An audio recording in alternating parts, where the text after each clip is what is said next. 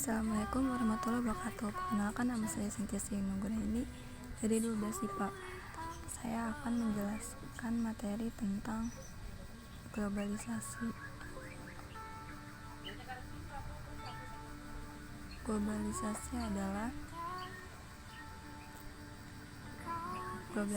Definisi globalisasi secara umum adalah proses mendunia atau menyeluruh di mana setiap orang tidak mengenal atau terikat oleh batas-batas wilayah negara. Arti globalisasi sendiri secara singkat bisa diartikan sebagai proses mendunia atau internasionalisasi. Menurut para ahli, menurut Charles Marjan, definisi globalisasi menurut Charles Marjan merupakan suatu proses terbentuknya sistem komunikasi dan organisasi antar masyarakat yang ada di seluruh dunia. Menurut John Hawke, pengertian globalisasi merupakan suatu proses dengan kejadian, kegiatan, dan keputusan di salah satu belahan dunia yang berubah menjadi suatu konsekuensi yang signifikan untuk seluruh masyarakat di daerahnya jauh sekalipun. Terus, menurut Ahmad Suparman, arti globalisasi adalah suatu proses untuk menjadikan benda atau perilaku sebagai penanda atau ciri-ciri dan setiap individu dalam dunia ini tanpa dibatasi oleh suatu wilayah. Menurut Peter Drucker pernah menyebutkan bahwa terjadinya globalisasi merupakan bagian dari zaman transformasi sosial di era modern. Menurut Martin Albright, pengertian globalisasi adalah seluruh proses di mana penduduk dunia akan terhubung dalam sebuah komunitas global dan dunia tunggal.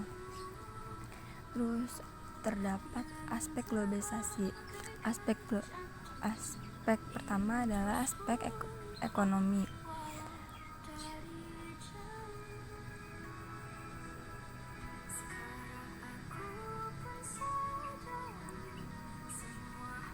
Yang kedua adalah aspek politik.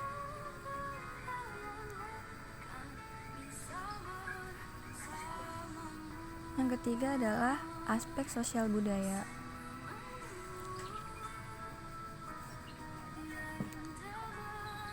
Adapun faktor pendorong globalisasi.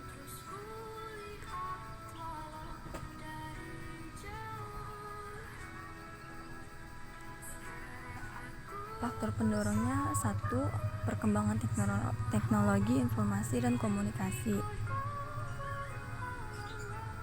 Contohnya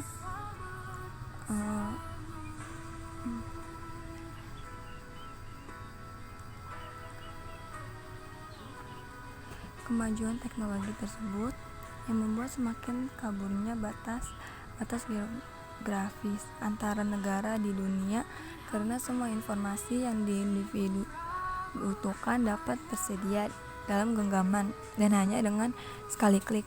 Kehadiran ponsel pintar serta internet koneksi 5G merupakan contoh dari perkembangan teknologi mendorong globalisasi tersebut. Globalisasi terus terjadi. Yang kedua adalah kehadiran perusahaan multinasional.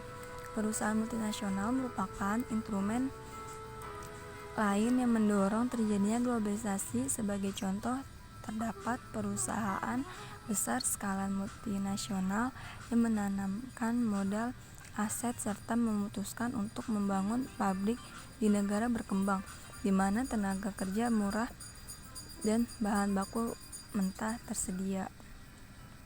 Terus yang terakhir, terdapat dampak positif dan negatif globalisasi. Dampak positifnya itu globalisasi memungkinkan individu antar negara untuk saling berkomunikasi secara mudah dan juga murah. Dampak negatifnya itu globalisasi memunculkan perilaku budaya masyarakat konsumtif.